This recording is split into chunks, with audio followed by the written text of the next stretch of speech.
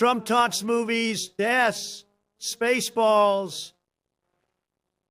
Hello again, my little Trumplings. It's me, El Trumperino, here to talk about the movie Spaceballs. The movie starts and there's a lot of reading.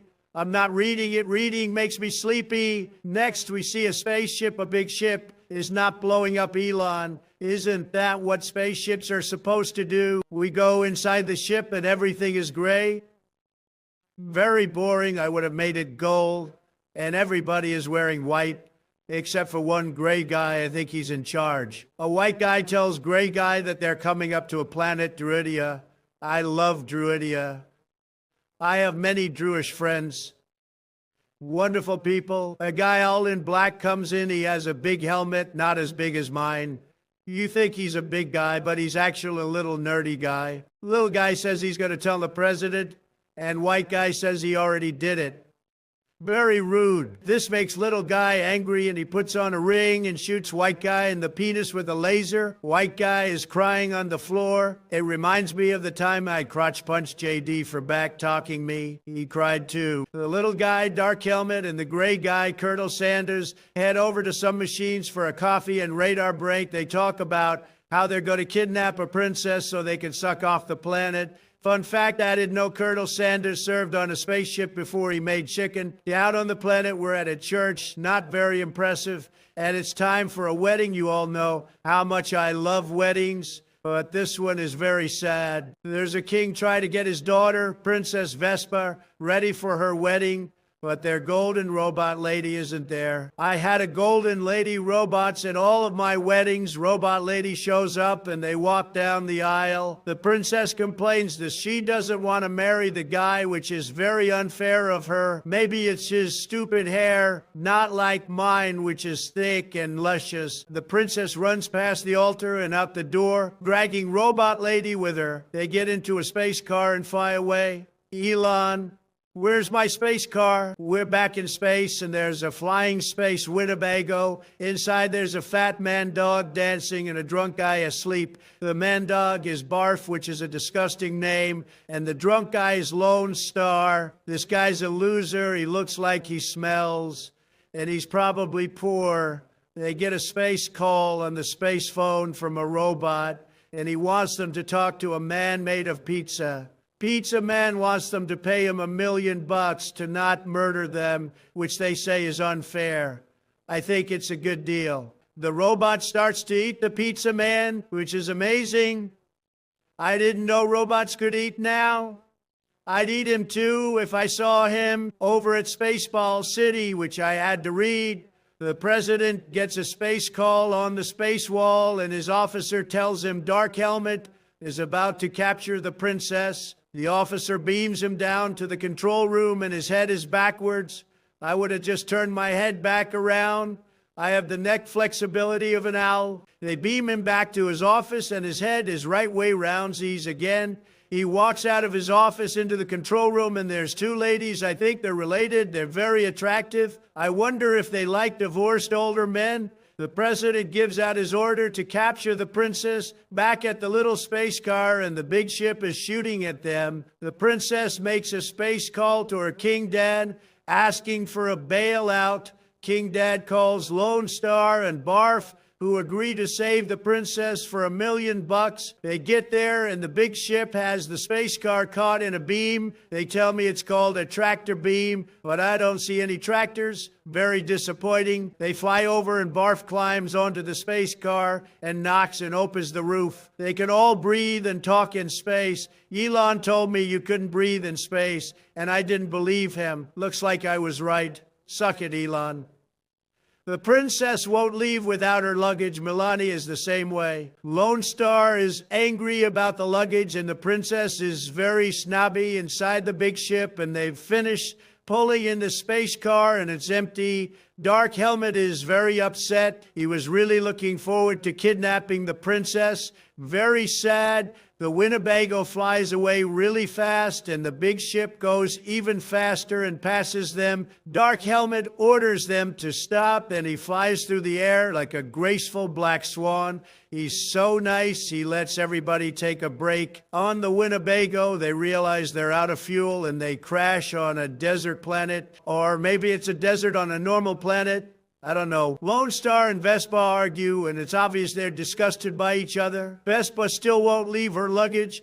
They walk through the desert, and Lone Star and Barf are carrying a very heavy trunk. I would have carried it on my own. They open it up, and there's a giant hair dryer inside that I've never seen one this big before. I don't think anyone ever has. They leave it behind and carry on walking. Back on the big ship, and they're trying to find the Winnebago, and Colonel Sanders has the idea of watching the movie while they're making it to find them. I wish I could do that with my life. I'd find out where Melania hid my Xbox. They watch themselves watching the movie, which is very strange. A white guy says he's found them in Vegas. Everybody is very excited. In Vegas, it's nighttime, and Lone Star and Vespa are talking about where they come from.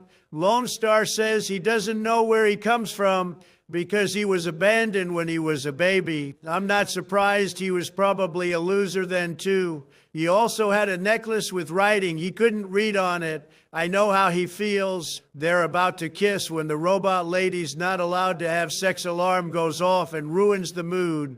Good thing the princess shouldn't be with such a poor, smelly loser anyway. The next morning, they're walking again. But don't get very far before they fall over. Some little guys come along with beverages and lead everybody off somewhere. They're singing a little guy song. I think it goes dink, dink, dink, dink, dink, dink, dink, dink, dink, dink. I don't know all the words. Next, we see that Dark Helmet and the Colonel are in Vegas and start looking for the princess. We're back with the Winnebago crew, and the little guys bring them to a cave with a temple in it. Not very impressive, sand everywhere, and there's a statue of an ugly guy. The statue says its name is Yogurt, which I can't have because my doctor says I'm lactose intolerant. Not true. I'm very tolerant of all kinds of people. The statue opens up and an ugly little guy comes out, and he's actually Yogurt, not the statue. He starts to talk, and I feel a little queasy, but I power through. He says he has a power called the Schwartz. I don't know what that is. Maybe it's a reference to something, and he has a fancy Schwartz ring. Meanwhile, Dark Helmet is looking for the princess, and he's got some beauticians giving the desert a makeover. Very thoughtful. In the temple, Yogurt is looking at Lone Star's necklace and says he knows what it means or won't tell him. Very mean and unfair. Yogurt is teaching Lone Star how to use the Schwartz and gets him to move the statue with the fancy ring. I would have done it better. I can move things with my mind. Watch. I just made JD punch himself. The princess is sleeping, and Dark Helmet lures her and Robot Lady outside by pretending to be King Dad and kidnaps them. Very smart man. Lone Star gets ready to chase after them, and Yogurt gives him a fortune cookie and the Schwartz ring. I don't think it means anything. At Spaceball City in the president's office, Dark Helmet has the princess strapped to a table. There's a doctor and a nurse. Maybe she's sick. King Dad is on the space wall phone. Dark Helmet threatens to mess up Vespa's face unless the king gives him the planet shield code. The king gives in like a coward. I have the same password for everything. It's the name of my favorite billionaire. Not you, Elon. Lone Star and Barf arrive at the space prison and viciously beat 2 guards and steal their clothes. Walking through the prison, they hear a man singing. They find the cell is coming from, and the man turns out to be a woman and the princess. They start their escape and are chased and shot at by guards. They dive through a door, and you think they'd been captured, but it turns out to be uglier people. Back at the Winnebago are the real guys, and they're still being shot at by guards. The princess gets a gun and shoots them all. Very attractive. Back at the big ship, and they've arrived at Druidia. The ship turns into a giant robot vacuum lady and it starts sucking off the planet. The Winnebago guys show up and Lone Star uses the Schwartz ring to stop the giant robot lady from sucking and makes it blow the planet instead. They fly inside the giant robot's ear to look for a self-destruct. They find it and Lone Star goes by himself. Like a loser, on his way he mercilessly attacks 2 more guards for no reason. He has to be stopped. As he's about to hit the self-destruct, Dark Helmet heroically appears and stops him. He tells Lone Star that they're related, but I don't know how.